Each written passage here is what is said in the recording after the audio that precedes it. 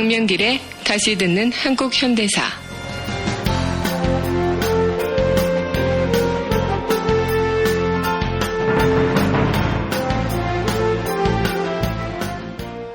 제21강 신흥무관학교와 독립전쟁.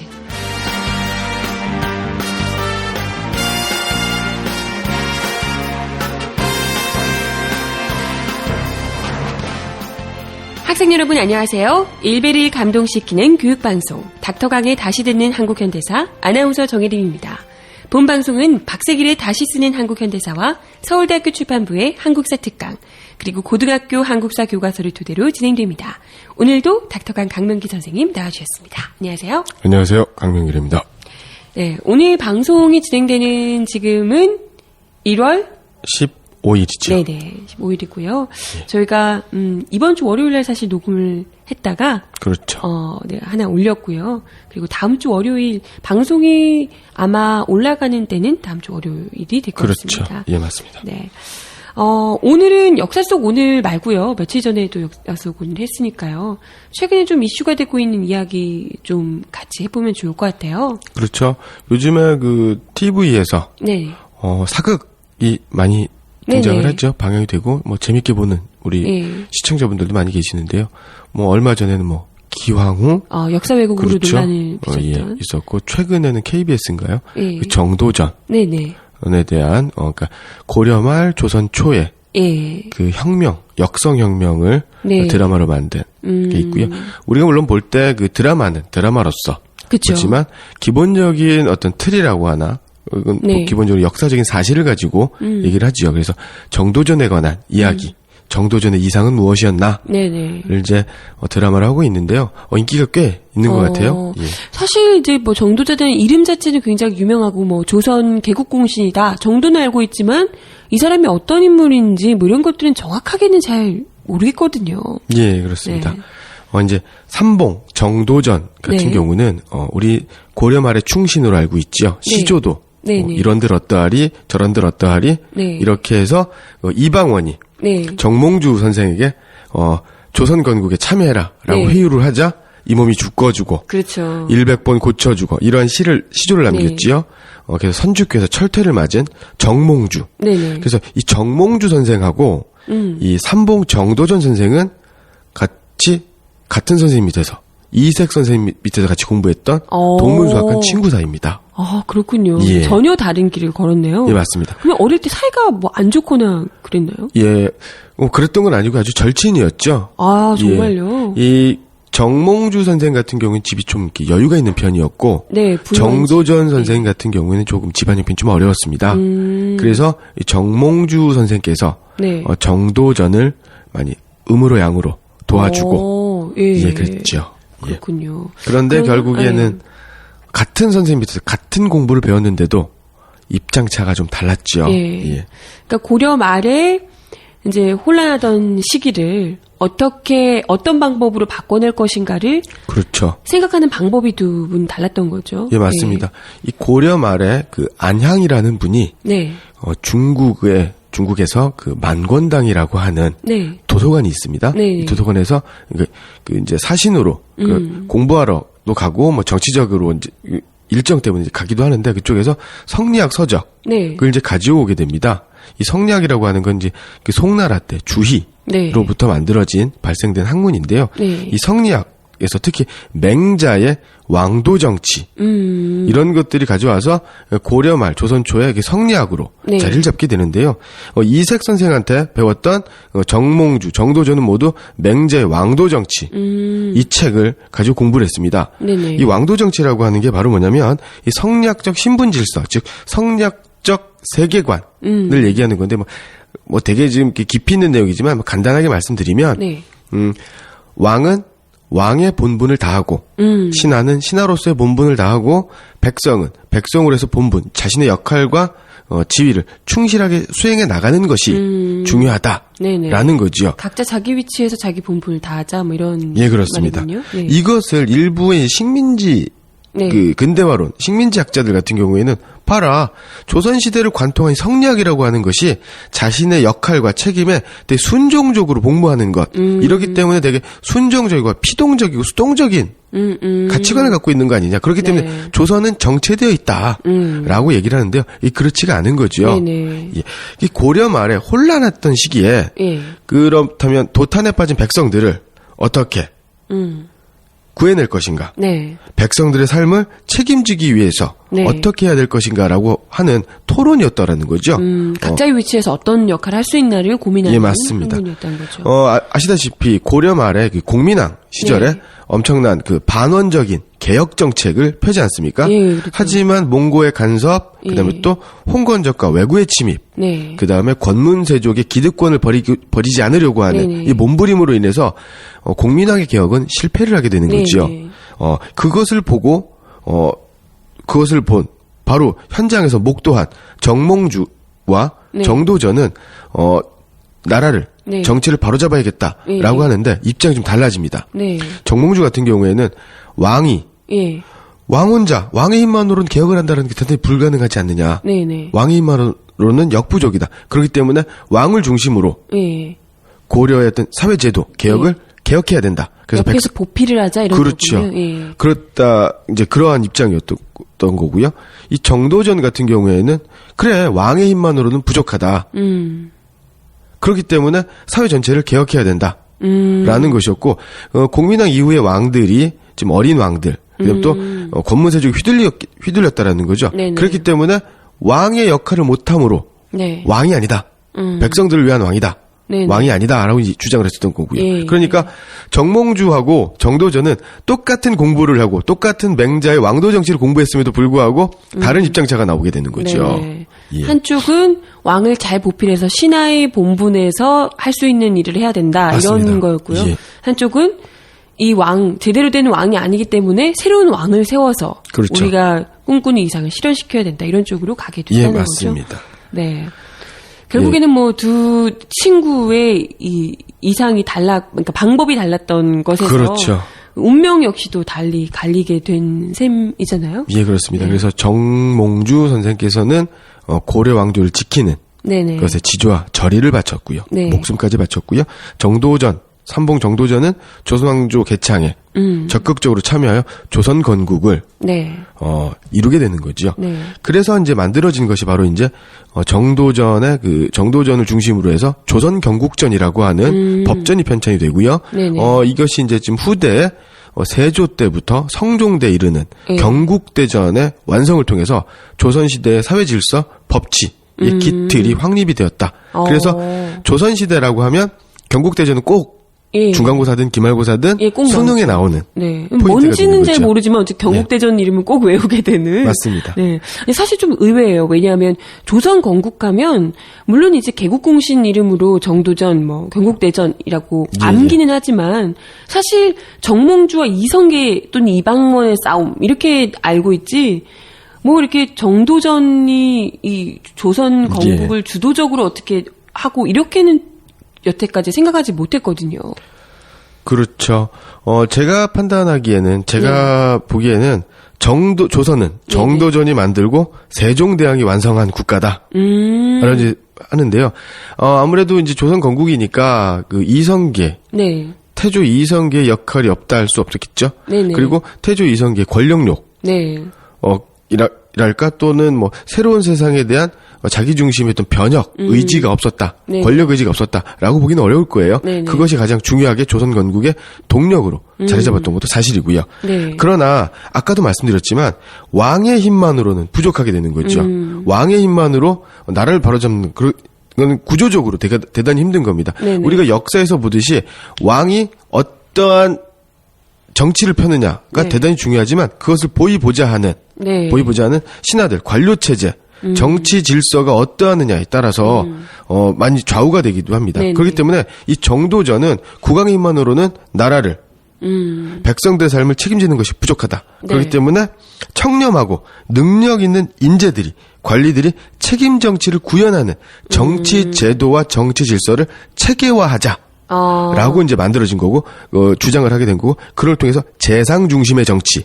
이것이 바로 이제 세종대에 이르러서 의정부 서사제라고 하는 거죠. 그러니까 왜냐면 의정부가 바로 이제 영의정, 좌의정, 우의정, 그다음에 또 각 관료 대신들이, 분야의 네네. 관료 대신들이 정책에 대한 논의, 정책을 개발하고 이것을 임금의 재가를 얻어서 네. 정책으로 구현하는 네네. 정치가 되는 거지요. 아, 그러면 이런 정치, 고려 시대에는 없던 새로운 정치 시스템 자체를, 그러니까 왕권 중심이 아닌, 예. 이 좀 능력 있는 인재들이, 신하들이 주축이 된 그렇죠. 그런 이제 정책 의결 구조 자체를 정도전이 처음 만들었다는 말씀이신 거죠? 그렇죠. 물론 고려 시대에도 네네. 도평의사사 네네. 라고 하는, 그다음에 또 식목도감이라고 하는 식목도감이라고 하는 건 이제 법률을 제정하고 네네. 법률을 논의하는 기구고요. 도평의사사는 이제 귀족들이 고려 시대는 귀족 사회 아니었습니까? 네네. 귀족사들이 정책을 심의하고 토론하는 공간이었고요. 그 이전에 네. 우리가 많이 알고 있죠. 고구려 때는 제가회의, 그다음에 백제에는 육자평, 좌평회의가 있었죠. 그 다음에 신라에는 화백제도. 그렇기 때문에 왕을 중심으로 한 것이 아니라 네. 왕을 중심으로 해서 각 신하들이, 네, 각 네. 세력들이, 정치 세력들이 토론하고 논의하고 합의를 이루는 합의제의 정치의 전통은 우리나라 역사에 몇 년 이어왔었던 거고요. 아, 원래 그래, 이게 예. 있었군요. 예. 정도전 선생 같은 거 이런 것들을 체계화하고 구조화하고 제도화하자라는 것이었던 거고요. 네네. 그리고 아무래도 뭐 그 당시에 뭐 아주 고대 예. 삼국시대 그 이전에 무슨 그 합의제 전통이 있었다 하더라도 네. 그때 합의제와 조선시대의 합의제는 좀 다르지요. 예. 네네. 아무튼 정도전이 직접 이게 처음에 잘 기틀을 닦아서 만들어 놓은 것을 예. 세종대왕 때 정도 와서 이 예. 꽃을 피우게 된다. 그렇죠. 는 말씀이시고요. 근데 이제 정도전이 직접 이렇게 하게 된 게 본인은 스스로 그 혜택을 보지 못하고 그렇죠. 좀 이렇게 비운에 또 가시게 됐잖아요. 아무래도 그 이상은 높았고 재상의 권한이 커지게 되면 네네. 아무래도 왕권이 위축되고 축소되는 상황이 있었던 거고요. 그때 이제 그 태조 이성계의 그 아들 정종이 정종이 바로 이방원, 태조 이방원의 형 아닙니까? 네네. 이방원 왕제난을 일으켜서 이방원이 바로 이제 태종이 되는 그렇죠. 거지요. 예. 그러므로 해서 그 가족들, 형제들 간의 어떤 사륙, 그다음에 또 각 정치 세력 간의 어떤 이합 집산 네네. 이런 것 때문에 강력한 왕권을 추구하게 됐었던 거고요. 네네. 거기에 가장 큰 걸림돌이 되었었던 게 바로 이제 정도전. 재상 정치를 그렇죠. 주장하는. 예, 그렇기 때문에 비운에 네. 예, 간 정도전 되겠습니다. 그래서 우리가 지금 역사를 볼 때, 역사 드라마를 볼 때 또 드라마에 관심도 가져야겠지만 재밌는 드라마는 뭐 즐겁게 보면 되는데 그것에는 역사적인 사실, 그 당시는 왜 그랬을까라고 하는 역사의 이면도 함께 살펴보면 역사 공부 좀 도움이 되지 않을까라는 생각이 드네요. 예. 네, 아무튼 재밌네요. 이렇게 알고 또 드라마를 보면 그것도 재미있을 것 같습니다. 예. 정도전, 드라마 제목이 정도전. 예, 그렇습니다. 예. 예. 이야기 잠시 나눠봤습니다. 오늘 21번째 강의를 하게 될 텐데요. 신흥무관학교와 독립전쟁편 함께 예. 하시겠습니다. 지금 여러분께서는 강명길의 다시 듣는 한국 현대사를 듣고 계십니다.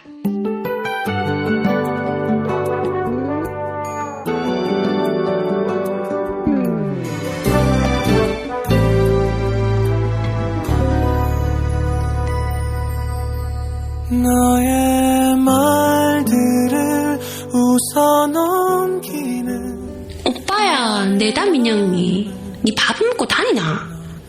얘기 들어보니까는 오빠야 니 뭐 나라를 바꾸네 뭐 닭을 잡네 어쩌면서 밥도 제대로 안 처먹고 다닌다며. 미친나? 뭘 해도 밥을 단디무야지. 어디서 금수맥기로 밥도 제대로 안 먹고 그러니까 뭔 큰일 하겠노? 안다. 오빠야 고기 없으면 밥 못 먹는다 아이가. 꼴의 입맛 고급 시럽을 가지고. 걱정 마라. 이번에 애전에서 또 설맞이 호주산 찐갈비 세트 판다 카더라. 응. 저번 추석 때 억시로 말팔이다 아이가. 완전 맛 장난 아니라고 난리났잖아. 근데 있잖아, 저번이랑 99,000원 가격은 똑같은데 품질은 저번보다 더 상급이란다. 뭐 소새끼한테 곡물을 먹이가 키운 거라 카대. 장난 아니지? 맞다니까.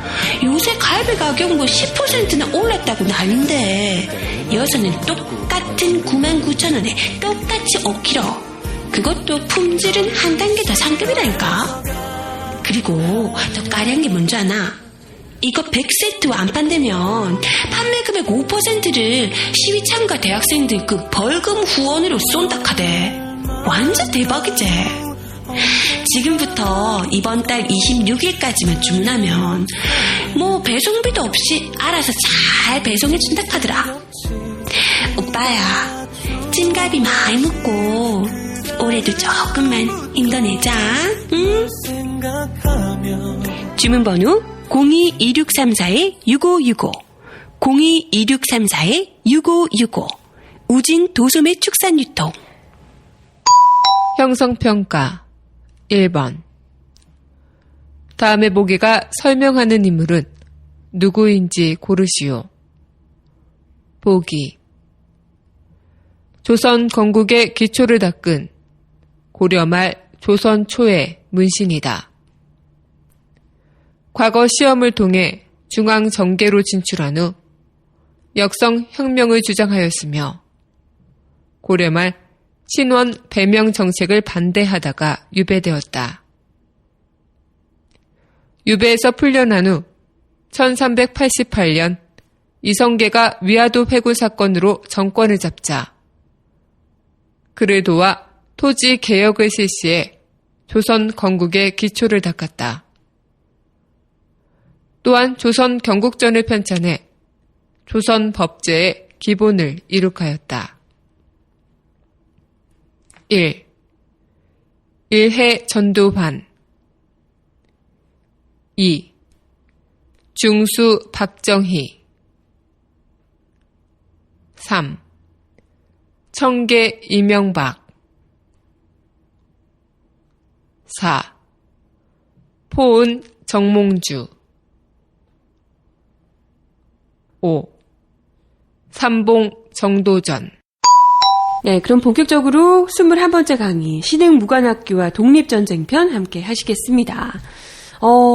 지난주에 사실 이게 일정 부분 살짝 언급은 해드렸었는데요. 예. 신민회 독립운동의 산실인 이 신민회를 이야기 드리면서 조금 신흥무관학교에 대한 그렇죠. 이야기를 드리기도 했었습니다. 예, 그 신민회는 이제 지난 시간에 말씀드렸던 것처럼 비밀 결사 조직이었고요. 네네. 백오인 사건으로 이제 해체가 됐지요. 네. 그러다 보니까 많은 독립운동가들이 국내에서 독립운동을 전개하는 것엔 일정하게 이제 한계, 벽을 네. 벽에 부딪히게 됩니다. 네네. 그래서 만주로 그러니까 압록강을 건너서 네. 두만강을 건너서 만주 지방에 독립운동 기지를 건설을 해서 본격적인 독립전쟁을 준비하는 네네. 이런 시기가 되는 거고요. 예. 이러한 상황에서 가장 앞장서서 선도적으로 투쟁하고 싸워 나가셨던 분이 바로 우당 이회영 선생과 그 가족들이 네, 되겠습니다. 일가들. 저도 이회영 선생님이나 이런 분들에 대해서 알게 된 게 사실 그렇게 이제 뭐 오래지가 않았거든요. 학교 다닐 때는 오히려 교과서에 이회영 선생 이런 분들에 대한 이야기를 전혀 못 봤던 것 같아요. 예, 맞습니다. 그 이회영 선생님 같은 경우에는요, 글을 남기신 적이 없습니다. 네. 그렇기 때문에 그냥 신흥무관학교 신민회 그러면 이회영이 있었다라는 정도. 네네. 그냥 대한민국 초대 부통령이었던 이시영의 형이다. 네. 이런 정도만 알고 있었고요. 네네. 그래서 이회영 선생님에 대해서 잘 아는 바가 없었습니다. 예. 그러다가 이제 1980년대에 네. 걸쳐서 그 이회영 선생님의 그 가족들, 네. 그다음에 또 이회영 선생님과 함께 독립운동을 했었던 분들의 어떤 저술, 책, 그다음에 또 회고를 네. 통해서 이회영 선생님에 대해서 조금씩 예. 알려지게 되었고요. 최근에 이제 이회영 선생님에 대해서 관련된 책들이 이제 서너 권 네네. 정도 이제 출판이 네. 되었고요. 그래서 알게 되는 거죠, 저희가. 네. 굉장히 놀라웠던 것이 이제 지난주에도 잠깐 언급을 드렸지만 이 이회영 선생님과 그 일가 그 육형제 이렇게라고 표현을 하던데요. 정말 어마어마한 가문의 선비셨더라고요. 집안 예. 자체가. 물론 그 벼슬을 많이 했다. 네. 그다음에 또 재산이 많았다. 네. 고위 관직에 진출했었다. 네. 그런 사람들이 많았다라고 해서 명망 있는 가문은 네. 아니지만 네. 이회영 선생님의 가문은 그런 관직, 벼슬 그러니까 어찌 보면 좀 세속적으로 네네. 고위간직이 오른 집안이에요. 대표적으로 이제 백사 이항복 선생님. 네네. 그 오선과 한음 아시죠? 예. 백사 이항복 선생님이 10대 후손이고요. 10대 손이 되시고요. 뭐 대제학, 영의정, 좌의정, 그러니까 수명의 정승을 배출하고 그다음에 또 수많은 고위간직자를 배출한 명망 있는 가문이었습니다. 네. 우리 지금 현재로 따지면 장차관급이 어마어마하게 집안에 많았던 그런 이제 맞습니다. 명망가라는 거죠. 정치 예. 집안이었단 말이죠. 근데 이런 분이 이런 집안에서 그것도 육형제가 단결해서 예. 재산을 모두 다 팔아서 예. 이 만주로 넘어가서 그렇죠. 예. 독립자금으로 됐다는 말씀이시잖아요. 그렇죠. 단순하게 600억 정도. 그 당시 요즘에 이게 쌀값으로 환산을 하면 600억 정도가 되는데요. 네네. 600억을 독립운동에 헌신했다. 네. 이것도 중요하지만 이 가족이 네. 50여 명의 가족이 모두 6형제가 네. 모두 만주로 갑니다. 예. 보통 이 조선시대 같은 경우에는 큰아들은 독립운동을 하더라도 의병항쟁에 나가더라도 네. 막내 아들 한 명은 남겨서 제사를 지켜라. 예. 또는 고향을 지켜라. 네네. 이런 걸 하지 않습니까? 그렇죠. 근데 이회영 선생님의 일가는 6 형제들 뿐만 아니라 가족들, 네. 노비들까지 독립운동에 헌신을 하게 되는 겁니다. 야. 그러면 이회영 선생님이 노비들을 네네. 그냥 끌고 갔느냐? 그렇지 않습니다. 그 경술국치가 일어나고 나서 네네. 본격적으로 이제 독립운동을 해야겠다, 만주로 가야겠다라고 하시면서 그 식소를 거느리고 있던 노비들에게 네. 종들에게 그 노비 해방을 시켜줍니다. 그리고 생활할 수 있는 자금을 나눠줍니다. 그리고 네네. 너희들은 너희들의 살 길을 찾도록 하여라라고 했더니 이회영 선생님의 그 인품과 네. 덕망에 감동한 네. 우리 갇힌 식솔들이죠. 예. 노비들이 함께 이회영 선생님과 함께 저희도 같이 독립운동하러 가겠습니다. 예. 그래서 같이 만주로 가게 되시는 거죠. 그런 게 참 그래요. 그러니까 물론 이제 가족 중 훌륭하신 분도 정말 많지만 가족들도 또 같이 훌륭하고 이러신 분들도 많지만 육형제 이렇게 되고 또 거느린 노비들도 많고 이러면 사실 그 중에서 이탈하는 사람들이 많이 생길 수밖에 없거든요. 예, 그게 맞습니다. 목숨을 건 투쟁이기 때문에 쉽게 따라 나서기가 정말 이제 어려운 결단이셨을 텐데 모든 형제가 다 그것도 이제 설득이 돼서 같이 가시고 또 심지어 노비들까지도 같이 그 뜻에 따르고죠. 그렇죠. 심지어 노비 해방을 시켜줬는데도 예. 따랐다는 게 얼마나 그분들이 이 평소에도 그 이전에도 이 사셨던 삶이 그만큼 인품이 대단하시고 이게 개인적인 이런 게 아니고 국가와 이제 사람을 위한 이 삶을 사셨다 이런 게 이제 느껴지네요. 그 당시로 보면 대단히 진보적인 사상을 가지고 계셨던 분이고요. 한 가지 일화를 또 말씀드리면 노비들에게 네. 함부로 반말을 하지 않으셨습니다. 그래서 노비라 하더라도 신분이 낮다 하더라도 이제 나이가 되면 존댓말, 경어를 사용하셨던 분이고요. 아니 근데 조선 시대에 그러긴 정말 쉽지가 않은데요. 더군다나 그 명망 있는 가문, 지지 높은 가문, 신분을 중요하게 여기는 가문에서 그러기 쉽지 않다라는 거죠. 그쵸. 그래서 요즘의 그 시선으로 보면 상당한 진보주의자다. 예. 그다음에 또 한 가지는 뭐냐면 과부가 과부 양반 사대부들의 가문뿐만 아니라 그 당시에 그 유교적인 인식이라는 게 그 여자가 남편을 잃게 되면 그 수절을 하지 않습니까? 그렇죠. 보통 청산과부라고 하는데 이런 것도 되게 반대하셨어요. 그래서 실제로 여동생이 과부가 되니까 재가를 시키십니다. 그러니까 다른 집안의 여자를 재가시키는 거야 우리 집안 일이 아니니까 그럴 수 있는데 자기 여동생을 재가시켰다라는 건 다른 주위의 어떤 시선들 를 의식하지 않고 이것이 옳다라고 하면 부조리라고 한다면 과감하게 고치려고 했었던 노력. 그래서 상당한 평등주의자였다. 진보주의자였다. 그 시절에 정말 대단한 앞서 나가시는 분이셨네요. 근데 사실 지금도 이 신분제가 없다고 하는 지금도 자신의 지위를 이용해서 본인보다 훨씬 더 연세가 있으신 어르신들에게도 막말하고 이런 이 고위 관료들, 정치인들 참 많거든요. 그렇죠. 아주 안타깝습니다. 네, 이런 인품을 가지신 분 덕분에 이제 노비들까지도 다 같이 감동하여 따라 나서서 거의 50명, 50명 가까이가 이렇게 같이 만주로 가게 됐다는 말씀이신데요. 맞습니다. 이제 옮겨가서 그때부터가 사실상 시작이었죠. 이제 600억 정도 되는 어마어마한 재산을 가지고 가셨지만 그냥 돈만 그냥 뿌리고 이런 게 아니라 직접적으로 아주 구체적인 계획을 세워서 뭐 아까 신흥무관학교는 학교도 세우시고 이것저것 일을 많이 예. 하신 건데요.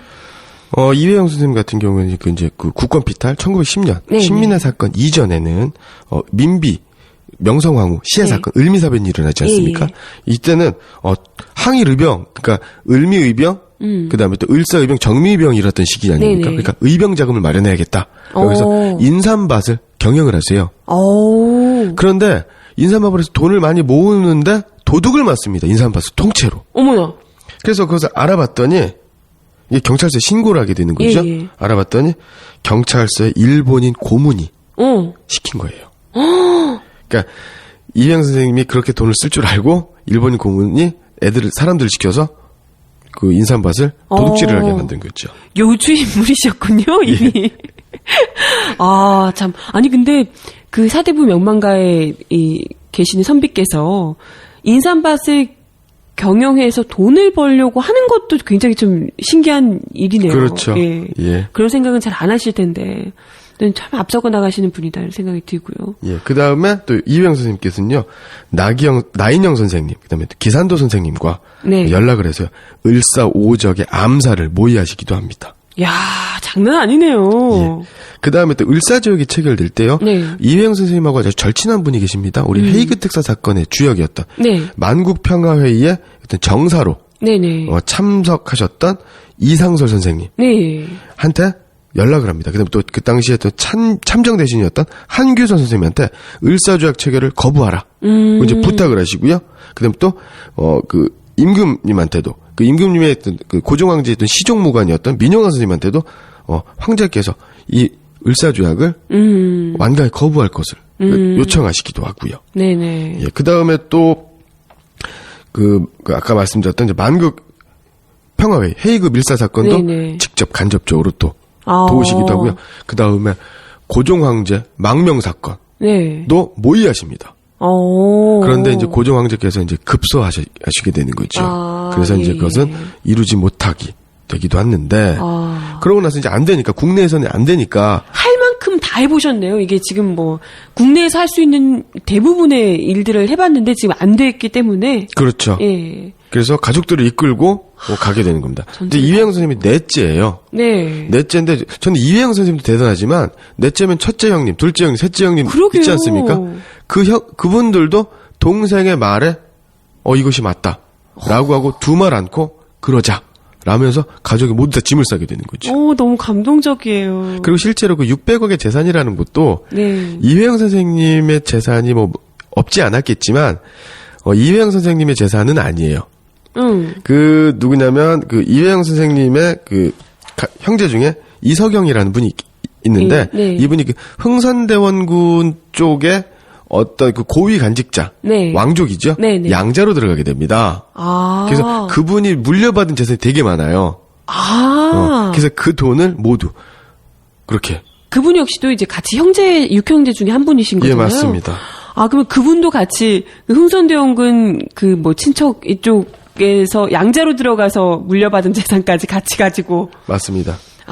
이석영 선생님 같은 경우에는요. 네네. 그러니까 600억의 재산을 대부분을 이석영 선생님이 냈는데 네. 이분은 진짜 안타깝게도 굶주림에 지쳐서 굶주림으로 돌아가시게 됐지요. 아사를 하시는 건가요? 그래서 이 이회영 형제 같은 경우에는요, 자신의 재산을 모든 재산 조국 독립에 헌신했다, 바쳤다. 그것이 값진 게 아니라 그 재산뿐만 아니라 목숨까지도 실제로 50여 명의 가족들 중에서 광복 이후에 살아서 대한민국으로 오신 분들은 절반이 채 안 됩니다. 그렇겠죠.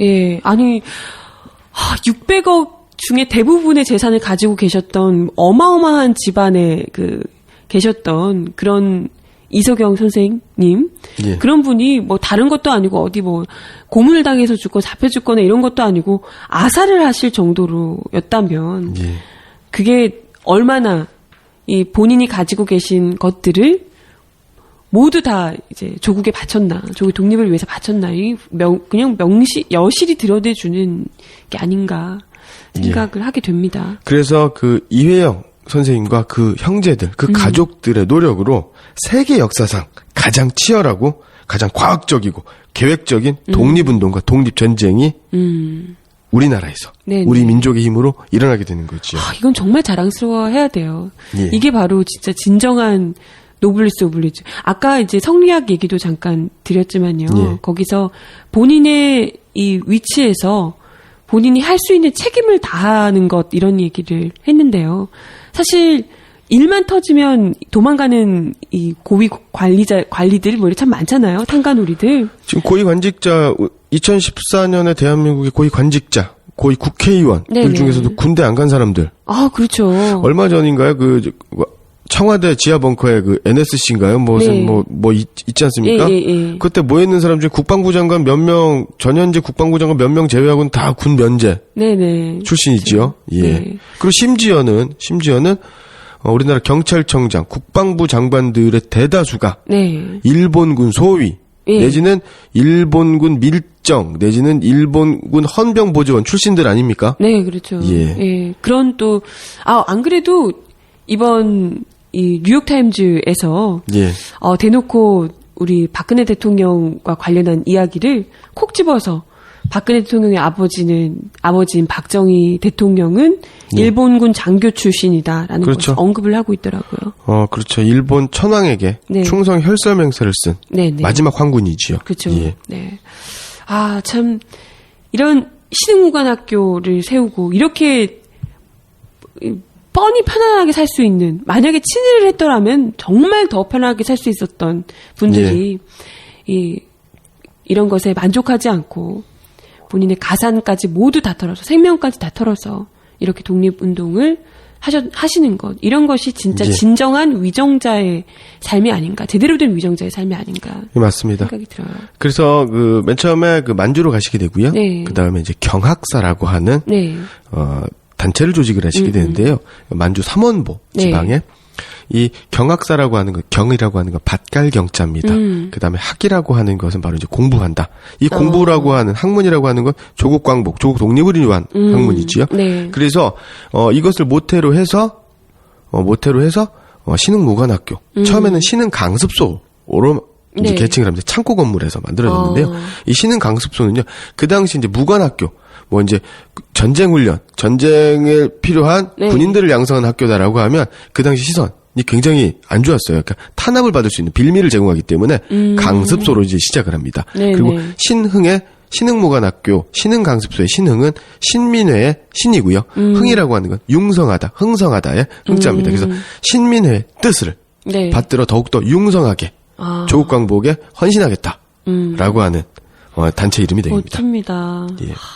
아니, 그런데 이 무관학교, 그때도 이제 어쨌건 처음 강습소에서 신흥 무관학교 이름이 이제 바뀌게 되는 거잖아요. 예, 그렇습니다. 본격적으로 그때부터 제대로 된 무장투쟁을 위해서 예, 좀 이제 직접 일종의 사관학교 격으로 예, 맞습니다. 이렇게 가르치게 되는 거죠. 예, 3,500여 명의 그 졸업생이 배출이 되는데요. 네. 이것을 계기로 해서 각 지역에 무관학교, 육군사관학교죠. 군관학교들이 만들어지게 되고 네. 독립군 부대가 조직이 됩니다. 그래서 그 청산리 전투, 그다음에 봉오동 전투 네. 뿐만 아니라 상당히 많은 독립전쟁에 신흥무관학교 출신의 어떤 독립군들이 가담을 하게 되고요. 네. 이렇게 되는 거지요. 신흥 무관학교가 없었으면 어쩔 뻔했습니까? 그리고 또 이런 분들이 안 계셨으면 어쩔 뻔했습니까? 예, 맞습니다. 네. 그럼에도 불구하고 이회영 선생님은요. 네. 어떠한 직책, 네. 어떠한 지위도 갖지 않으셨습니다. 그러니까 우리가 교과서에도 예. 잘 이렇게 언급이 안 되고. 보통 사람이라고 하면 다른 사람들의 눈을 의식하지 않습니까? 그죠. 그래서 글을 좀 남겨서 무슨 선언문도 남기고 성명서도 발표하고 네. 그다음에 또 어떤 단체를 맡아서 단체에 책임 있는 역할을 함으로써 자기를 과시하고 싶고 자기를 드러내고자 하는 네. 욕망이라는 게 누구나 다 있지 않습니까? 그렇죠. 그런데 그런 것을 그래서 아까도 말씀드렸지만 글 자체를 남기지 않으셨어요. 이분 같은 경우에는 고위관직자고 또 높은 공부를 많은 공부를 네. 하셨던 분이기 때문에 글도 대단히 잘 썼는데 그렇겠죠. 글을 쓰지 않은 이유는 두 가지가 있습니다. 첫 번째로는 뭐냐면, 글을 쓰게 되면 이것이 이제 나중에 발각이 되거나, 이렇게 되면 어떻게, 네. 탄압의 빌미를 주게 되니까, 예. 이것을 남기지 않기 위해서 글을 네네. 쓰지 않았고요. 두 번째로는, 자신을 드러내지 않기 위해서. 자신을 드러내는 것은 자신의 어떤 독립운동에 대한, 네. 그 헌신. 네네. 이런 것들이, 오히려 잘못하면 자기를 중심으로, 인물을 중심으로 한 네네. 독립운동으로 가게 되면 예.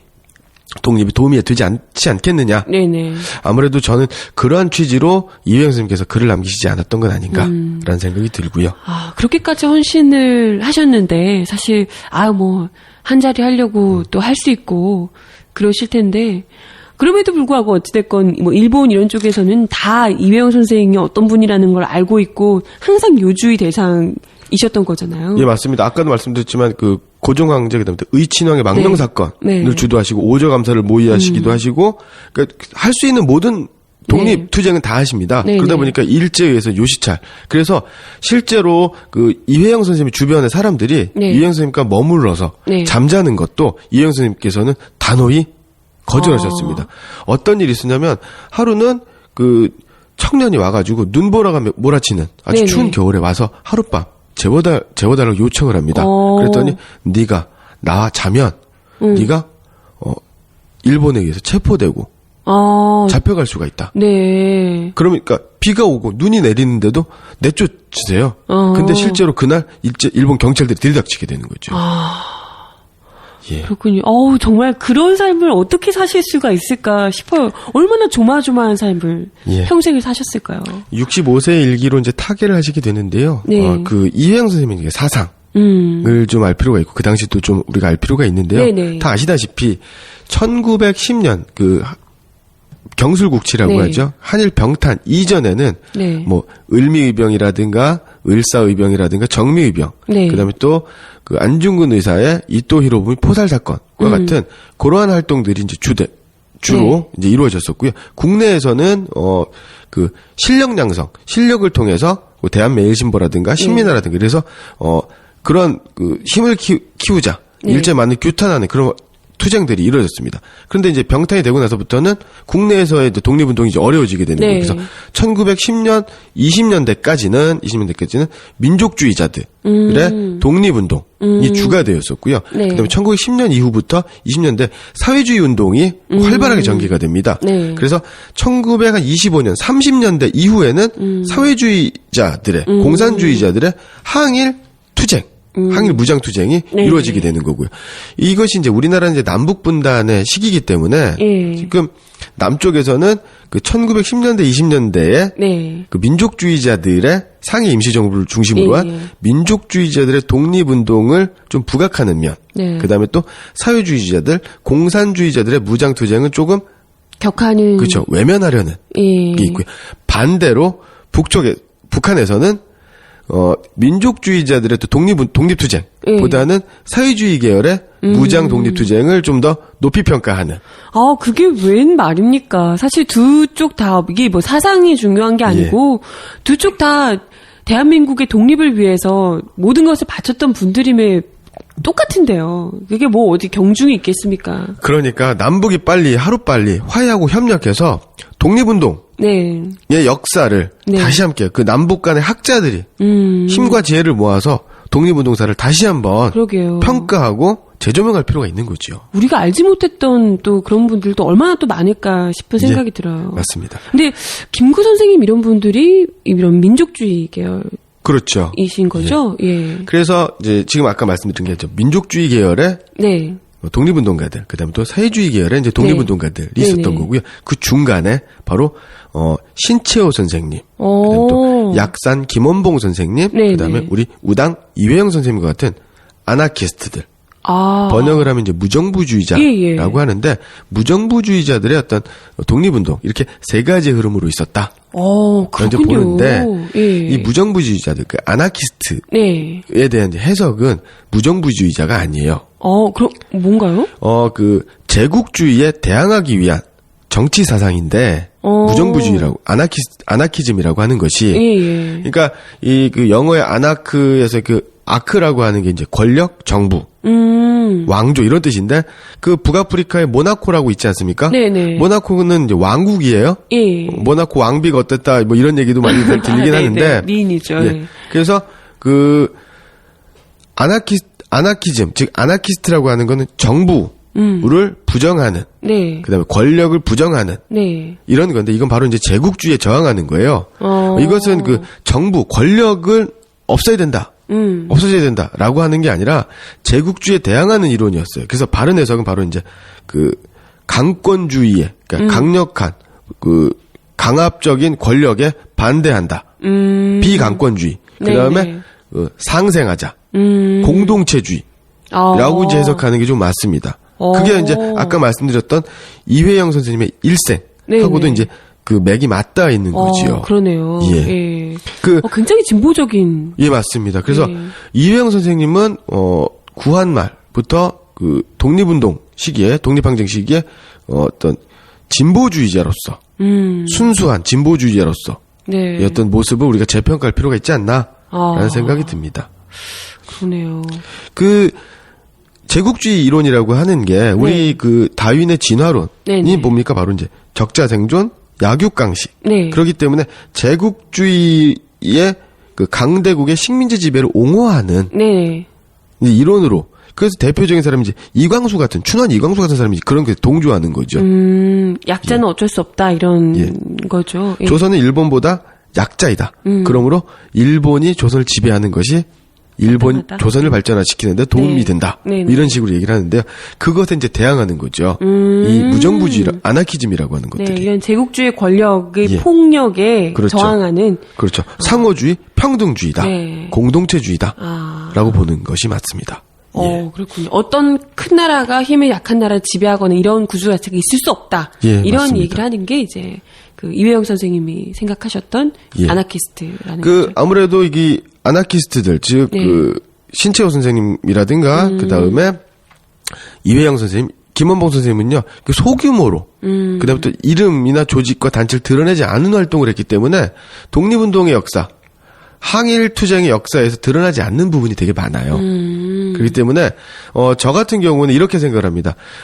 항일투쟁의 역사를 움직임들을 세 부분으로 나눈다면 민족주의 계열의 항일투쟁, 네. 그 다음에 아나키즘의 항일투쟁, 그 다음에 또 사회주의 계열의 항일투쟁 이렇게 나누어 볼 필요가 있지 않느냐라는 생각이 좀 들고요. 이런 것도 처음 듣는 얘기라서 굉장히 신선하네요. 교과서에서 절대 가르쳐주지 않는. 그 대표적인 게 그 아나키즘, 그 무정부주의자들의 어떤 항일투쟁이라는 게 바로 의열투쟁이 됩니다. 여기서 의열단, 약산 김원봉 선생님의 의열단 같은 경우에는 의열은 뭐냐? 의사, 열사. 그러니까 조국을 위해서 목숨을 바칠 각오를 다진다라는 겁니다. 실제로 그 1910년 이제 국권이 피탈되고 나서 네. 독립운동을 어떻게 할 것이냐, 독립을 어떻게 쟁취할 것이냐, 네. 라고 해서 안창호 선생님 같은 경우에는 우리나라가 지금 독립운동을 할 수 있는 힘이 적다. 그러니까 준비를 해야 된다. 네네. 이런 움직임이 있었던 거죠. 이것에 동조한 사람이 이제 이승만. 그래서 외교를 중심으로 외교론을 네네. 합니다. 그래서 뭐 샌프란시스코 강화회의, 그다음에 무슨 뭐 그 파리 강화회의에 수많은 돈을 들여서 갑니다. 가지만 그 파리 강화회의나 샌프란시스코 회의라는 게 결국엔 그 승전국들의 네. 그냥 파티, 자축 파티 이런 그렇죠. 거. 그래서 예. 야, 너 너무 많이 식민지 가져갔다. 야, 이거 가져가지 마라. 우리 식민지 적당히 해라. 좀 그렇죠. 그래서 그 식민지 패권 국가들의 네. 제국주의 국가들의 어떤 이익을 나누는 이러한 회의 공간이었기 때문에 식민지 이를 당하고 있는 약소민족, 약소국가들의 어떤 이해와 입장과 요구가 전혀- 반영되기는 네. 어려웠던 거죠. 네네. 그것에 비해서 그러면 무장투쟁을 해야 되는데 지금 우리가 군대가 있느냐? 없죠. 없단 말이에요. 예. 그러면 우리가 할 수 있는 것, 그러니까 지금 할 수 있는 수단을 통해서 조국 광복을 위해 네. 싸운다. 네네. 라는 게 바로 이제 의열투쟁입니다. 예. 그런데 그런 것들을 식민지 사학자들은 바로 테러리즘이다. 아, 정말? 얘기를 하고 있는 거죠. 아니, 무단으로 군을 밀고 들어와서 점령하고 있는 이 일본을 당연히 밀어내야 되는 게 맞는 건데. 예. 대체 뭐가 어떻게 잘 가라고 토닥토닥을 해줘야 될까요? 그래서 이회영 선생님께서는요, 그 의열단의 그 유자명 선생님과 함께 그 다물단이라고 하는 다물단. 항일 테러 단체를 만드시게 되고요. 네네. 그 다음에 그 항일 구국 운동을 할 수 있는 행동단인 네. 바로 이제 흑색 공포단. 이라는 걸 만듭니다. 네. 그래서 엄청난 일을 하시는데요. 대일 구려개구를 추진했던 국민당 정부, 그러니까 중국의 국민당 정부입니다. 예, 외교부장을 저격한 상해 부격 사건. 그 다음에 천진과 샤먼에 있었던 외교 일본 영사관 폭파 사건.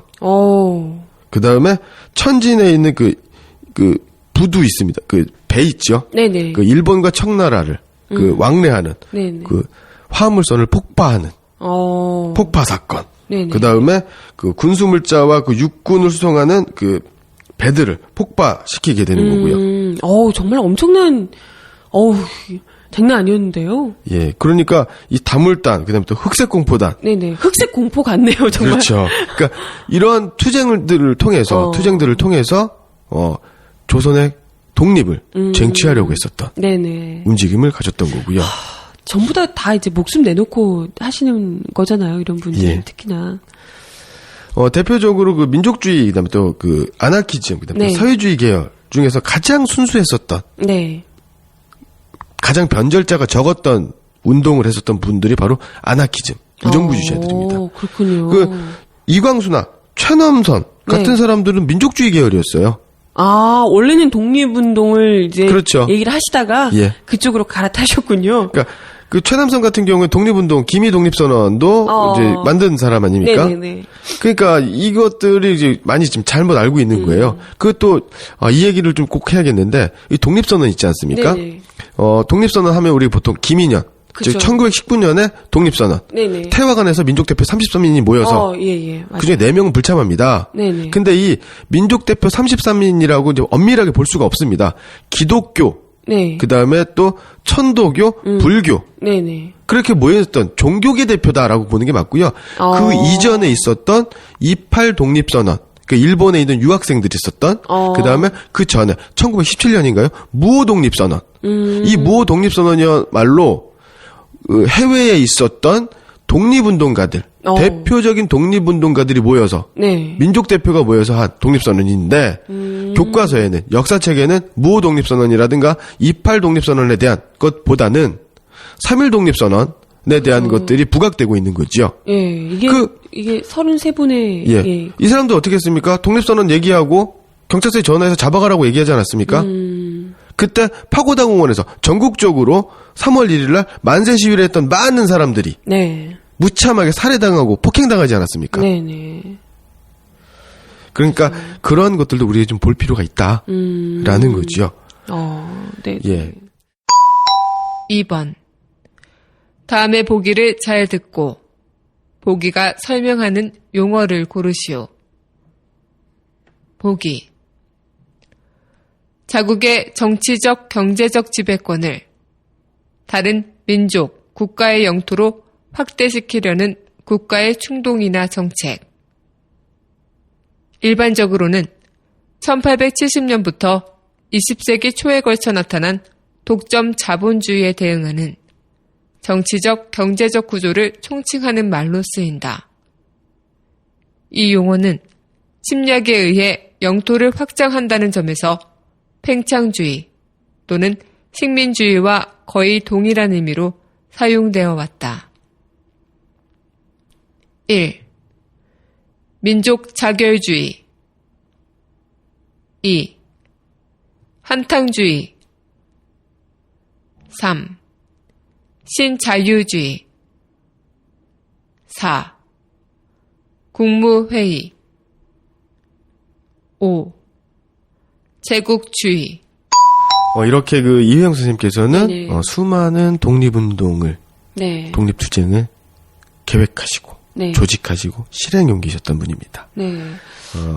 참 대단하신데요. 이 신흥무관학교가 이렇게 직접 같이 의열단처럼 예. 같이 해서 이렇게 직접 무장투쟁을, 독립투쟁을 나서면서 예. 성과도 좀 많았을 것 같아요. 좀 큼직큼직한 전투 같은 것도 이제 예, 벌어지는 맞습니다. 건가요? 우리가 예. 이제 교과서에서 보는 게 바로 청산리 대첩, 네. 봉오동 대첩이 되는데, 네네. 이 봉오동 전투하고 청산리 대첩, 청산리 전투가 하나의 사건입니다, 사실은. 아, 그래요? 예. 어떻게 일어나는 건가요? 이 청산리 전투하고 이제 봉오동 전투는 네. 주력 부대가 네. 바로 신흥 무관학교 출신입니다. 아. 예. 여기 나온 이제 그 독립군들이 예, 그렇죠. 이끌었던 예. 그런 싸움이라는 거죠. 예, 바로 이제 1920년 네. 6월 달에 일어난 게 바로 봉오동 전투가 되고요. 봉오동 전투에서 패배한 일본군이 독립군을 토벌하기 위해서 추격전을 펼칩니다. 그래서 또 한 번 대패하게 되죠. 일본군이. 그게 바로 이제 청산리 전투가 되는 겁니다. 예. 그래서 우리가 저 같은 경우에는 고등학교 다닐 때 봉오동 전투보다는 청산리 전투를 좀 더 네. 높이 평가해서 청산리 대첩 예. 뭐 이렇게 이야기를 하게 되죠. 예. 네. 그런데 이제 그 이유가 바로 뭐냐면 이 홍범도 봉오동 전투의 장군이었던 네. 지휘관이었던 이 홍범도 장군님께서는요. 그 광복 이후에 그 러시아의 강제 이주 정책으로 인해 가지고요. 예. 그 중앙아시아로 강제 이주를 하시게 됩니다. 그래서 어. 그곳에서 돌아가시게 돼요. 그러니까 아무래도 그 북한 지방 하고 이제 좀 이렇게 북한하고 좀 가까운 이렇게 되다 보니까 그 사료 발굴이라든가 예. 이런 것도 조금 어려웠었고 그래서 예. 상대적으로 청산리 전투에 비해서 네. 봉오동 전투가 이제 상대적으로 좀 드러나지 않은 이제 평가되지 않은 부분이 있었던 거고요. 그렇군요. 그래서 결국에는 어쨌건 간에 이 봉오동 전투하고 청산리 전투는 바로 그 하나의 흐름으로 예. 이해하는 것이 이제 맞지 않느냐라는 예. 생각이 듭니다. 간단하게 이제 설명을 해드리면요. 예. 이 봉오동 전투의 그 지휘관이었던 이 홍범도 장군은요. 평양 출신입니다. 네. 가난한 집안에 태어났고요. 어려서 부모를 잃습니다. 그리고 배운 바가 없습니다. 근데 그래서 예. 포수, 그러니까 사냥꾼 출신이에요. 총을 원래 좀 쏘시던 분이셨군요. 예, 맞습니다. 예. 그래서 이제 1920년, 네. 20년에 바로 그 봉오동 전투가 일어나게 되는데요. 네. 각각 이 봉오동 전투의 의의를 먼저 예. 간략하게 말씀드리면요. 요때부터 각지에 있는 독립군 부대들이 그 세력을 규합을 하게 되는 거예요. 그래서 통일된 전술로, 통일된 전략으로 일본군을 네. 몰아내는 예. 그 국내 진공작전 항일 무장 독립전쟁을 개시하게 되는 거죠. 이게 이제 시작점이 됐던군요. 예, 그렇습니다. 봉오동 전투. 전투. 예, 봉오동 전투. 그 이전에는 아까도 말씀드렸지만 뭐 다물단이라든가 그다음에 또 뭐 흑색 공포단이라든가 네네. 뭐 그 개별적인 지역적인. 그렇죠. 예. 개별적 왜냐면 그 조직적으로 그 독립전쟁을 수행할 수 있는 어떤 기반이 마련되지 않은 상태였기 때문에 예. 개인적인 예. 활동으로 그러니까 소규모의 활동으로 테러 활동 항일 무장 투쟁을 할 수밖에 없었던 시기고요. 그 신흥무관학교가 만들어지고 나서 배출된 독립군들을 주축으로 해서 네네. 세를 규합하는 그것을 조직적으로 만들어진 게 바로 그 봉오동 전투를 계기로 이루어졌다. 예. 그렇기 때문에 항일 독립 투쟁사에 굉장한 중요한 위치를 차지하게 되는 전투가 됩니다. 예. 이제 사실 신흥무관학교가 그런 역할을 하기 위해서 또 이제 이회영 선생님을 비롯하여 만드셨을 텐데 굉장히 뿌듯하셨을 것 같아요. 이 전투, 그것도 일본군을 대패하는 예. 전투가 됐는데요. 봉오동 전투에서 일단은 승리를 거두고 예. 그러고 나서 이제 이 추격하는 일본군의 추격으로 또다시 예. 이제 청산리 대첩 예, 맞습니다. 전투가 발생하게 되는 이 거죠. 봉오동 전투가 이제 1920년대에 딱 들어가게 되면서 네네. 그 한국 이제 우리나라 이제 독립군 부대들이 국내 진공 작전이 되게 활발하게 일어나게 됩니다. 네네.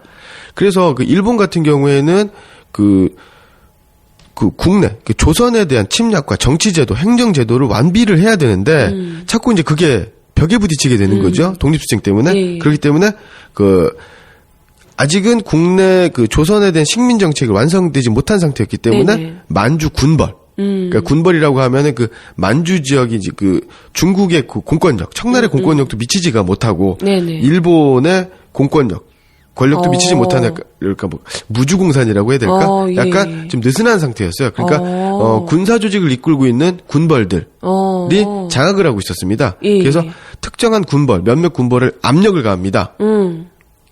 여기도 너희들이 일본 조선 독립군들을 보호하게 되면 너희들도 살아남지 못할 것이다. 이렇게 협박을 하게 되는 거죠. 그래서 그렇게 해서 만주 군벌들로 인한 독립군에 대한 탄압도 이루어지기 하는데 그거로 좀 부족하다. 그래서 일본군이 본격적으로 그러니까 중국 영토로 침범을 하게 되는 거죠. 이건 불법행위죠. 그렇죠. 뭐 예. 이미 우리나라도 불법적으로 들어왔었기 때문에 예. 아무튼 중국의 영토를 직접 침공하면서까지 만주에 있는 독립군들이 토벌하려고 예. 했다는 말씀이시죠. 그래서 이제 6월 4일 날 네. 그 박승길 선생님께서 대한신민단이라고 하는 독립군 부대가 그 함경북도 종성 네. 그래서 일본군 순찰소대를 습격합니다. 그러니까 이제 일본군이 열이 받은 거죠. 네. 그래서 그 일본군 남양수비대가 그 독립군 마을로 가가지고 양민들을 학살하게 됩니다. 양민들을 예. 군인도 아니고. 예, 그리고 독립군은 거기 또 매복해 있다가 일본군 추격대를 공격을 해서 패배를 시킵니다. 예, 이렇게 이제 소규모 전투가 막 예. 벌어지게 됩니다. 네네. 벌어지게 되니까 안 되겠다. 그래서 일본군은 19사단 월강 추격대대를 편성을 합니다. 네네. 그래서 그 독립군의 본거지인 그 봉오동 지역으로 이제 파견 네. 출동을 하게 되는 거죠. 그때 이제 홍범도 장군님의 대한독립군, 안무 장군님의 대한국민회의, 국민회군, 그다음에 최진동 장군님의 군무도독부군이 힘을 합쳐가지고 북로독군부가 이제 결성이 되면서 연합작전을 펼치게 되는데요. 진정한 군대가 됐네요. 예. 지금 그 1910년대, 20년대 그 항일 독립운동, 항일 독립전쟁을 공부하는 학생들이 되게 어려운 게, 저도 되게 어려운 게, 네. 독립군 부대가 굉장히 많아요. 그러니까요. 그러니까, 그리고 또 이 부대랑 이 부대랑 합쳐가지고 이런 부대도 만들고, 이런 부대와 이런 부대가 맞춰서 이런 부대를 만들고, 이러다 보니까 이름도 비슷비슷하고, 또 헷갈리기도 하고, 네. 시기도 다르고, 하니까 너무 헷갈리는 거죠. 네. 더군다나 국사교과서에, 한국사 교과서에 이런 것들이 좀 세세하게, 네. 자세하게 드러나지 않은 거죠. 그냥 이름만 대충 나열하는 식. 예. 그러니까 가장 우리가 보통 생각할 때 가장 적극적인 네. 독립운동이라는 게 뭡니까? 독립투쟁이라는 게. 이 지금 신흥무관학교가 하고 있는 그렇죠. 투쟁이죠. 예. 싸워서, 전쟁을 하는. 그렇죠. 예. 도적놈들을 몰아내는 거 아닙니까? 그렇죠. 그런데 실제로 정작 한국사 교과서에서는 그냥 실력 양성했다, 공부했다, 뭐 이런 게 뭐가 중요합니까? 그렇죠. 지금 사람이 죽고 양민 예. 학살당하고 있는 와중에 거기서 예. 공부 가르치고. 그러니까 뭐 애국 개몽 운동이라든가 뭐 국채 보상 운동이라든가 이런 것도 대단히 의미 있고 네. 중요한 항일 독립 투쟁인 건 사실입니다. 네네. 하지만 본질적으로 외세의 부당한 폭력적인 침탈과 침입에 맞서서 싸워서 몰아내는 건 우리의 무장된 네네. 조직된 힘인 거죠. 그렇죠. 근데 이런 것들을 교과서에서 너무 간단하게, 너무 예. 단순하게 소략해버리니까 우리 학생들이 공부하는데 대단히 어려웠다라는 거죠. 네. 이렇게 많은 독립군 부대들이, 독립군 조직들이 있었다는 것 자체도 굉장히 자랑스러운 일이고요. 우리 후손들 입장에서는. 예. 이렇게 많은 분들이, 그것도 무장, 독립투쟁, 전쟁을 하고 계셨다는 것. 참, 이게, 외우긴 어렵지만 우리 학생들이 꼼꼼하게 알아주셨으면 좋겠어요. 그래서 이 봉오동 지역으로 이제 일본군이 19사단 이제 쳐들어오게 되는데 네네. 출동을 하게 되는데 이때 아까도 말씀드렸지만 이 봉오동 지역에 우리 독립군 연합군이 이제 주둔하고 있었던 거예요. 예. 여기는 이제 산으로 둘러싸인 평평한 그러니까 분지 비슷한 이렇게 되는 형태였는데 그 연합군들이 각각 나누어서 매복을 하고 있었습니다. 그래서 먼저 선발대가 나가서 살짝 전투를 합니다. 그리고 지는 척. 그러면서 이렇게 끌고 오는 거죠. 예, 유인을 하는 거군요. 그렇죠. 예. 유인 작전 펼쳐가지고 도간에 든 쥐로 만든 다음에 완전히 패퇴시키게 되는 겁니다. 이 전술이네요, 전술. 임시정부의 발표, 그 당시에 임시정부 군무부의 발표를 보면 이 전투에서 봉오동 전투죠. 일본군은 전사 157명, 중상 200여 명, 경상 100여 명의 큰 피해를 입었으며 독립군은 전사 4명, 중상 2명의 가벼운 피해만 입었다고 합니다. 야. 이게 아무래도 이게 상해 임시정부에서 한 거니까 약간의 과장은 좀 있을 거예요. 하지만, 상대도 안 되는 전력과 네. 무기를 통해서 네. 이렇게 압도적인 전과를 얻었다라고 하는 건, 그렇죠. 예, 대단한 일이죠. 잘 가르치셨네요. 예. 이 신흥무관학교에서. 아니 근데 신흥무관학교가 계속 좀 오래돼서 이렇게 훌륭한 이 후배들, 제자들을 많이 좀 양성을 했더라면 얼마나 좋았을까 싶은데요. 이게 그렇죠. 오래가지 않았다는 거잖아요. 그럼 이제 독립군이 이제 빨리, 네. 독립이 빨리 정치가 됐었겠죠. 그러게요. 이렇게 대단한 분들이 많으신데. 예, 요거가 좀 관련이 있는 게 바로 뭐냐면, 간도참변이라는 게 일어납니다. 간도참변이요. 예. 바로 뭐냐면 그 만주, 그러니까 북간도하고 서간도 연해주 지역에 독립군 부대들이 많이 주둔하고 있었습니다. 예, 예. 그 당시에 그 1920년대 30년대에 만주 지역에 조선인이 약 일본 정부의 그 보고서의 통계에 의하면 약 70만 명이 살고 있었다. 그런데 그 만주에 살고 있었던 중국인 같은 경우는 네. 한 600만 명인가 700만 명 정도로 알고 있어요. 제가 예. 정확한 기억은 아닌데, 예. 그러니까 압도적으로 조선인들이 적은 거예요. 그렇죠. 예. 적습니다. 그러다 보니까 그 일본 같은 경우에는 조선인 독립군들을 토벌한다라는 명목으로 독립군 부대, 예, 중국의 영토 압록강과 두만강 건너서 중국 영토로 들어가서 많은 양민들을 학살을 하게 되는 거죠. 이게 이제 간도 참변인데 네네. 예, 중국 사람 입장에서는 어떻게 했습니까? 조선 때문에 그렇죠. 니네가 오는구나. 그 반한 감정이 높아지게 됩니다. 예. 아니 왜 이 쓸데없이 공격하는 일본을 미워해야지 그렇죠. 피해자인 왜 우리를 가지고 그것이 바로 일본이 노리는 거죠. 일부러 예. 더 예. 고립되도록 만드는 거군요. 그렇게 돼서 그래서 나중에 1926년인가요? 네네. 그 윤봉길 의사가 상해 훈고공원에 네. 그 폭탄을 투척을 해가지고 전승기념일 그 일본군 예, 전승기념일 그렇죠. 그래서 일본 침략의 원흉들을 다 사살하지 않습니까? 예, 그렇죠. 이것을 통해서 분위기가 반전이 되는 겁니다. 그러니까 중국인들이 하지 못한 것들을 일본 한 명의 조선인 청년이 네. 이루었다. 그러면서 분위기가 반전이 되게 되는데, 그러니까 그 당시에만 해도 그런 분위기가 있었습니다. 하여튼 이렇게 되니까 그 일본군의 독립군에 대한 대대적인 토벌 작전이 이루어지게 되는 거죠. 네. 그 봉오동 전투에 참패하게 되니까 다시 일본군은 조직을 재편성해서 네. 대규모로 독립군에 대한 토벌 작전이 감행하게 되는데 이게 바로 이제 청산리 전투가 되는 거죠. 예. 여기에서도 그 홍범도 장군이 연대장으로서 제1대 연대장으로서 참전을 하시게 되는 거고요. 네. 우리가 잘 알고 있는 김자진 장군 예. 이렇게 되면서 이러한 전과를 올리게 됩니다. 하지만 많은 독립군 부대들이 네네. 그다음에 또 많은 독립군을 지원했었던 한인 우리 동포들의 마을이 네. 그다음에 또 신흥무관학교와 같은 독립군 양성 기관들이 파괴되는 계기를 맞기도 하게 되는 거지요. 예. 안타깝네요.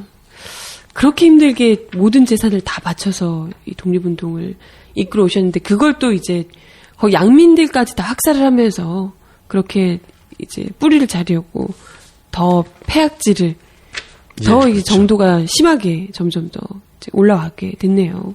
예, 맞습니다. 그러면 이제 우리 이회영 선생님께서는 어떻게 예, 되시나요? 이회영 선생님께서는요, 참 안타까운 일인데, 아까 말씀드렸던 신흥무관학교라든가 다물단이라든가 뭐 흑색공포단이라든가 그다음에 또 그 항일활동, 항일투쟁들을 막 전개를 하십니다. 그래서 600억을 다 쓰세요. 돈이 없으십니다. 예. 그러니까 이제 독립군자금을 모으러 네. 몰래 조선으로 이렇게 들어오시기도 하고 그다음에 또 그 상해 임시정부라든가 예. 그다음에 또 북경이라든가 그래서 이제 중국의 이제 국민대행정부 이렇게 도움을 네네. 받을 수 있는 모든 네. 곳에 이제 다니시게 됩니다. 대단한 분이시네요. 예. 네, 그러다가 그 65세가 되는 1932년에 네. 그 천진 쪽으로 이제 가시게 됩니다. 예, 예. 뱃삭도 없어가지고요 4등석에 타게 됩니다. 네. 그런데 일제 그 밀정이 그것을 이제 포착을 하게 됩니다. 이 요주 인물이시니까요. 예. 이회영 그래서 선생님 잡으려고. 뭐라 그럴까 이게 그 정찰선인가 배 조그만 배 요새로 치면은 기동할 수 있는 네네. 순찰함을 통해서 그 배를 세웁니다. 그리고 검색을 하게 되는 거죠. 네. 그래서 이회영 선생님을 체포하시게 됩니다. 체포하시게 되고 네. 경찰서로 이제 감옥으로 연행이 되는 거고 이제 취조를 받으시게 되는데 네. 취조를 받으시다가 고문으로 이제 돌아가시게 되는 거죠. 예. 그러니까 그 당시 65세면 연세도 꽤 그때 당시엔 특히나 건강이 많이 안 좋으실 수밖에 없으실 텐데요. 뭐 식사들 제대로 하셨겠습니까? 예. 지금도 65세면 적은 나이는 아닌데 네. 그 당시 65세면은 뭐 지금보다 10살에서 20살 정도 예, 더 예. 연세 드셨다라고 네. 보는 게 맞지 않습니까? 그런데 이회영 선생님으로 인해서 2차, 3차에 걸쳐서 잡혀간, 체포된 사람이 아무도 없다라는 건 순국하시는 그때까지 동지들을 절대 아무도 불지 않았군요. 팔지 않았다라는 거죠. 예. 그런데 더 기가 막힌 것은 그 당시 동아일보 기사에 보면 60대 한 늙은이가 유치장에서 목을 매 죽었다.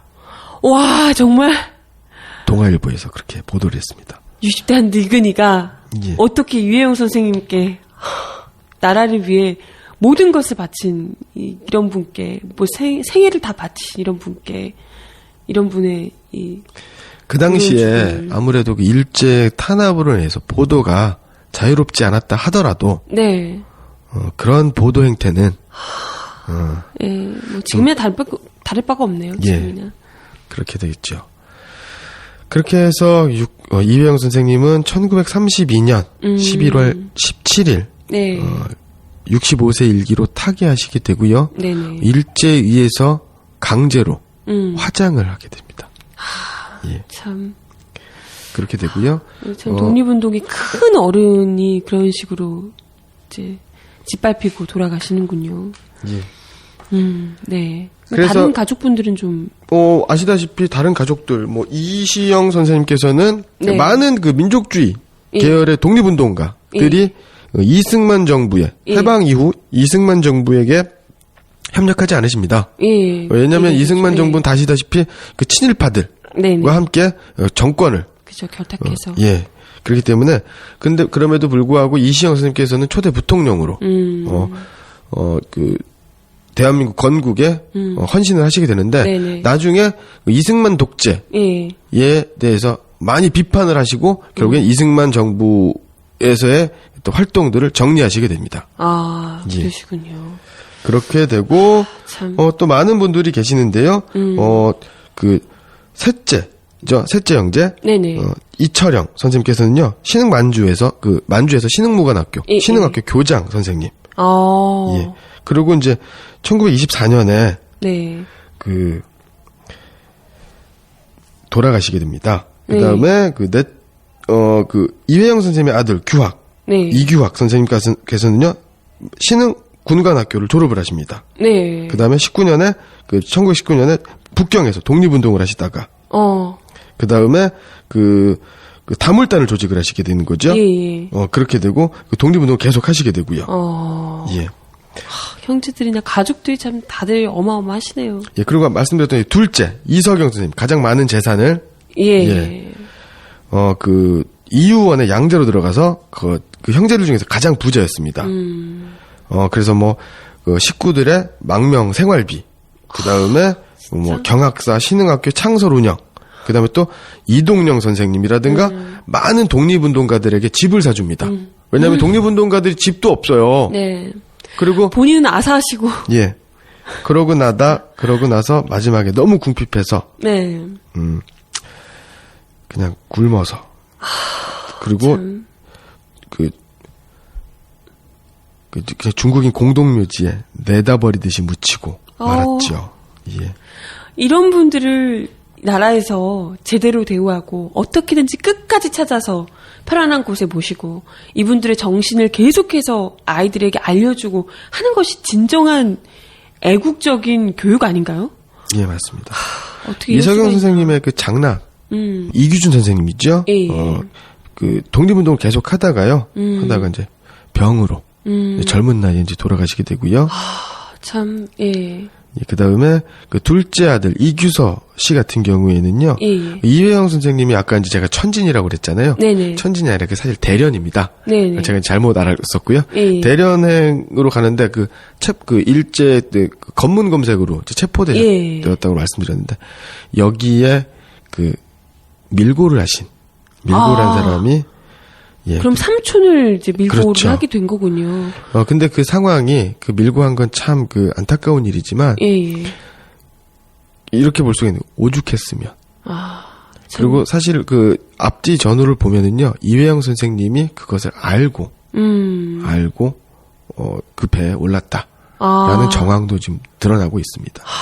참. 그러니까 근데 아까도, 너무 가난하니까 아버지는 모든 재산을 다 이제 넘겨주고 그렇죠. 쓰시고 하고 본인은 아살하시고 형님은 독립운동 끝에 병을 얻어서 예. 돌아가시게 되고 이러다 보니까 물론 그렇다 하더라도 끝까지 그런 상황에서도 지조와 절기를 지키신 분들 너무나도 많습니다. 그렇죠. 하지만 어찌됐건 그만큼 이 독립운동을 하셨던 분들이 얼마나 힘든 상황까지 내몰렸을까. 그리고 아마도 그 끝없이 주변에서 이제 회유가 들어오거든요. 이런 분들에게는. 맞습니다. 너 편하게 살게 해주겠다. 예. 그러면서. 참, 그렇기 그래서 때문에. 예. 이규서 아들 이규서 네. 같은 경우에는 그 나중에 그 독립운동가들에게 처단을 받습니다. 그래서 처형당합니다. 그렇군요. 예, 참. 아니, 사실 또 독립운동에 우리 지금 보면 큰 형님, 큰 버팀목이셨던 분을 그렇게 결국은 이제 잡혀가셔서 또 이제 돌아가시기까지 만든 이 장본인이 된 거기 때문에요. 아마 이제 또 독립운동을 하셨던 분들 모두에게 거의 뭐 죄인, 역사 속의 죄인이 될 수밖에 없지 않았을까 싶네요. 네, 맞습니다. 네. 충신의 가문에서 역적이 나오기란 쉽지 않죠. 네. 예. 이회영 선생님의 일가는 예. 조상 대대로 나라와 국가를 위해 헌신한 가문이었고요. 그 반대되는 가문이 있지 않습니까? 누구요? 바로 이제 이완용의 가문 아닙니까? 이완용의 가족들 뭐 이장무, 이덕무, 이병도, 그다음에 또 초대 문화부 장관이었던 이어령 같은 경우도 같은 가문 아니겠습니까? 그래요? 예, 그렇습니다. 뭐 그분들에 대해서 뭐 더 이상 말은 하지 않겠습니다. 근데 너무 화가 나요. 정말 이런 걸 또 보니까 저번에도 이제 비슷한 이야기를 많이 드렸던 것 같은데 지금 아까 뭐 초대 문화부 장관 이어령 뭐 이런 사람 친일파의 후손들이 다 지금 잠식하고 있단 말이에요. 특히나 신흥무관학교 같은 것이 사실상 우리나라 국군사관학교 육사든 해사든 이 국군사관학교의 시초가 돼야 되는 것 아닌가. 그렇죠. 그러니까 국군의 날 같은 경우도 네네. 신흥무관학교를 모태로 하든가 네네. 아니면 상해 임시정부의 광복군을 기원으로 삼든가 그렇죠. 이게 어떤 정당성과 정통성 그 연원을 따져서 봐야 되는데 이것은 뭐 국경수비대 창설 기념일도 아니고 해군 뭐 예. 대한민국 정부 수립 해군 육군도 아니고 짬뽕 해가지고 예. 이게 말인지 막걸리인지 그리고 지금 뭐 장관이나 이런 급도 초대 장관급 뭐 이런 분들도 특히나 이제 뭐 군이나 경찰 뭐 이런 쪽에 계시던 분들도 대부분이 친일파가 차지를 했다고 하더라고요. 예, 맞습니다. 네, 이런 분들이야말로 진짜 진정한 뭐 광복군 우리 독립군들, 신흥무관학교 출신의 독립군들 이런 분들이 정말 뭐 국방부 장관이든 경찰청장이든 이런 자리를 맡았어야 맞는 것 아닌가. 예, 맞습니다. 네. 그 경찰청장 같은 경우에 그 조병옥 씨, 네. 뭐 드라마 그 일제강점기 드라마를 보면 뭐 조병옥 박사라고 네네. 얘기를 하는데요. 예. 이 사람 같은 경우에는요, 그 일제 시대에 예. 그 임전 보국단 그래서 그 일제 그 학도병, 징병을 찬양을 하고 예, 예. 청년들에게 일본군으로 징병될 것을 유도한 사람입니다. 네네. 그 초대 그 경무국장을 지냈고요. 바로 이제 국회의원, 그 8선의 국회의원인가요? 7선의 국회의원인가요? 조수현 의원 있지 않습니까? 예. 예전에 민주당으로 갔다가 이제 탈당하고 이제 다른 당으로 간 사람? 네네. 이 사람이 또 아버지가 되는 거죠. 이런 사람을 무슨 뭐 조병옥 박사, 무슨 뭐 유력한 정치 지도자라고 네네. 얘기하면 안 되겠죠. 네네. 뿐만이 아니죠. 뭐 초대 육군참모총장이었던 이용준 같은 경우도 일본군 대자 출신이에요. 대자면은 뭐 대령급입니다. 예. 그 다음에 뭐 최병덕, 예. 일본 육사 49기 일본군 소좌였고요. 네. 예. 그 다음에 또 너무 많습니다. 너무 많고요. 뭐 노덕술 같은 사람, 네. 경기 도경, 예. 경부였어요. 그러니까 이게 독립운동가 때려잡고 고문하던 사람입니다. 예. 그런데 이 노덕술 같은 경우는 네. 이승만 정부 시절에 반민특위로 체포하려고 하니까 예. 이승만이 우리나라에 필요한 사람이다. 헐. 왜 필요한가요? 그래서 반민특위 사람이 반민특위 관계자가 이승만 대통령한테 갔습니다. 아니 일제강점기 때 우리 민족을 고문하고 학살하고 네. 했었던 사람이 대한민국 건국 나라를 수립하는데 자주독립 국가를 만드는데 뭐가 필요합니까? 네. 라고 얘기했더니 이승만 대통령이 화를 버럭 냈다. 이런 일화도 있을 정도로 정말 예, 화가 나네요. 정말 뭐 국방부 장관 뿐만이 아니고 뭐 내무부 장관 이런 분들 다들 이게 고위공직에 친일파들로 거의 다 이제 뭐 메워줬다고 예, 하더라고요. 맞습니다. 어디 뭐 국방부뿐이겠습니까? 국방부나 이제 뭐 검경뿐이겠습니까? 다들 뭐 정부 고위 관직에 다들 앉아 계셨어요. 오죽하면 아까도 말씀드렸지만 뉴욕타임즈에서 예. 대한민국의 현재 고위 공무원들 뭐 예. 이런 사람들이 다 죄다 친일파의 후손들이다, 자손들이다 이렇게 표현을 했으니까요. 예, 그렇습니다. 네. 친일 인명사전. 네. 이게 두꺼운 책 아닙니까? 굉장히 거기에 5천여 명 정도의 친일파들이 네. 친일 매국노들, 친일 부역자들이 네. 등재되어 있는데 네, 네. 이것도 못하게 하고 재판하고 뭐 그러지 않았습니까? 그렇죠. 그런데 그냥 기록하는 겁니다. 사실. 네. 우리가 이 사람들을 처벌하자고 했습니까? 사실 처벌해야 되는데요. 처벌해야 되는데 그 전에 일단 이런 사람들이 있다라는 것 정도 예. 알려준 거죠. 그것도 거기 씻지 못한 사람들도 참 많다고 들었어요. 맞습니다. 예. 예. 참 이게 속이 또 열불이 터지는데요. 기록도 못하게 하는 네. 예. 역사를 그러니까 이게 바로 지금 그 뉴라이트 교과서, 교학사 교과서 네. 이것들하고도 아주 밀접하게 연결되어 있는 것이다라고 네. 보는 겁니다. 현재 그런 여전히 친일파의 후손들 그리고 그런 사람들의 자손들이 여전히 권력을 잡고 있고 그런 상황이기 때문에 아직까지도 우리는 해방되지 못한 이 역사를 살고 있는 것 아닌가 생각이 듭니다. 예, 맞습니다. 네. 예, 그 마지막으로 네네. 이회영 선생님께서 네. 6형제들을 모아놓고 중국으로 만주로 네. 망명해서 독립투쟁을 할 것을 예. 설득한 예. 구절을 이제 읊어드리도록 하겠습니다. 슬프다. 세상 사람들은 우리 가족에 대하여 말하기를 대한공신의 후예라 하며 국은과 세덕이 이 시대의 으뜸이라 한다. 그러므로 우리 형제는 나라와 더불어 근심을 같이 할 위치에 있다. 우리 형제가 당당한 명문 호족으로서 차라리 대의가 있는 곳에서 죽을지언정 외적의 치하에서 노예가 되어 생명을 구차하게 도모한다면 이는 어찌 짐승과 다르겠는가? 라고 말씀하시고 네. 그 형제들은 흔쾌히 예. 동의하시고 온 재산을 팔아 독립운동에 헌신하셨던 그런 자랑스러운 역사, 항일투쟁의 역사가 있는 대한민국입니다. 네, 예. 진정한 군자이시고 선비셨던 게 아닌가 싶습니다. 자신이 가지고 있는 위치를 이게 어떻게 얻어진 위치이고 그 위치에 따르는 책임이 무엇인지를 분명하게 직시하고 계셨던 분들인 듯해요. 참 존경에 맞지 않을 수밖에 없네요. 네, 맞습니다. 네. 예. 3번. 다음에 보기는 봉오동 전투에 관한 설명이다. 설명을 잘 듣고 나머지 넷과 성격상 다른 것을 고르시오. 보기. 1920년 6월 7일 중국 지린성 왕칭현 봉오동에서 독립군의 연합부대와 일본군 사이에 벌어진 전투다. 홍범도가 이끈 대한독립군과 국민회군, 군무도독부 등의 항일 독립군부대가 야스카와 지로소자가 이끈 일본군 제19사단의 월강 추격대대를 쳐부수고 큰 승리를 거두었다. 이 전투의 주력군은 이회영 일가가 주축이 돼 설립한 신흥무관학교 출신의 독립군들이 주력이 돼 전투에 참가하였다. 1. 김좌진과 북로군정서 2. 김창룡과 관동군 헌병대 3. 다카키 마사오와 만주 군관학교 4. 백선엽과 간도 특설대 5. 노덕술과 고등계 형사.